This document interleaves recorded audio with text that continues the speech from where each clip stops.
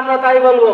আজকের মাহফিলের প্রধান বক্তা বাংলাদেশের সুনামধন্য আলোচক আমার প্রিয় ভাই হযরত মাওলানা মোহাম্মদ গোলাম রব্বানী ভাই আপনাদের মাঝে আজকে তাশরীফ আনবেন।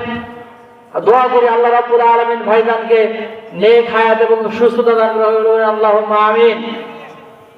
মুসলমান ভাইরা আমার, আল্লাহ রাব্বুল আলামিন কোরআনে হাকিমের ভিতরে সূরা ইমরান 19 নম্বর আয়াতে পরিষ্কারভাবে জানিয়ে দিলেন, ইন্নাদ-দীনা ইনদাল্লাহিল ইসলাম। আমার কাছে আমি তোমাদের জন্য মনোনীত করেছি ইসলাম। আমার কাছে হলো ইসলাম হলো মনোনীত ধর্ম। আর ইসলাম বাদ দিয়ে যদি তোমরা অন্য কোনো ধর্মের দিকে যাও, তোমাদের দোয়াগুলো তোমাদের আমলগুলো কিয়ামত পর্যন্ত কঠিন কালেও কবুল করা হবে না।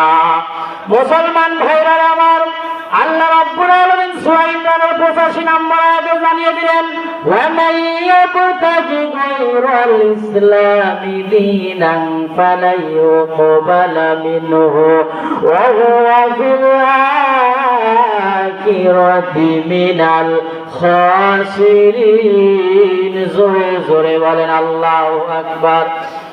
আমার ভাইরা, আল্লাহ রাব্বুল আলামিন কোট করে জানিয়ে দিলেন, তোমার জীবন, পারিবারিক জীবন, সামাজিক জীবন, রাষ্ট্রীয় জীবন যদি আমার ইসলাম না থাকে, আমার কোরআনের আইন যদি তোমার না থাকে, মানুষের তৈরি করা আইন যদি তোমার পরিবারের, সামাজিক জীবন, রাষ্ট্রীয় জীবন যদি তুমি পরিচালনা করো, কঠিন কালেও তোমার ইবাদতগুলো গ্রহণযোগ্য হবে না, মানা হবে না।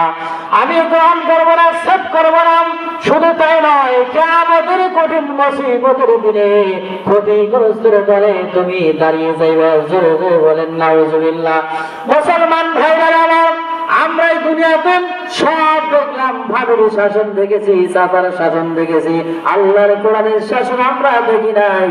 আল্লাহর কোরআনের শাসন আমরা দেখতে চাই কি চাই না? মুসলমান আমরা আগামীতে সব দেখেছি, আমরা গততে, আমরা আগামীতে আল্লাহর কোরআনের শাসন দেখতে চাই কি চাই না? মুসলমান, কারণ আল্লাহর শাসন যদি কায়েম হয়ে যায়, সমস্ত ভেদাভেদ বৈষম্য দূর হয়ে যাবে। আল্লাহ রাব্বুল আলামিন আমাদেরকে কোরআনের শাসনগুলো আমাদের সচক্ষে দেখার তৌফিক দান করুন। সকলে বলেন আল্লাহুম্মা আমিন। আসসালামু আলাইকুম ওয়া রাহমাতুল্লাহি তাআলা ওয়া বারাকাতুহু।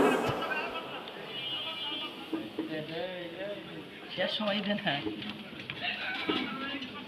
আমি তো সময় লাগা দেখে দা কি করছ দেখি যাবা না দিবা আসো ঘুরে এসো।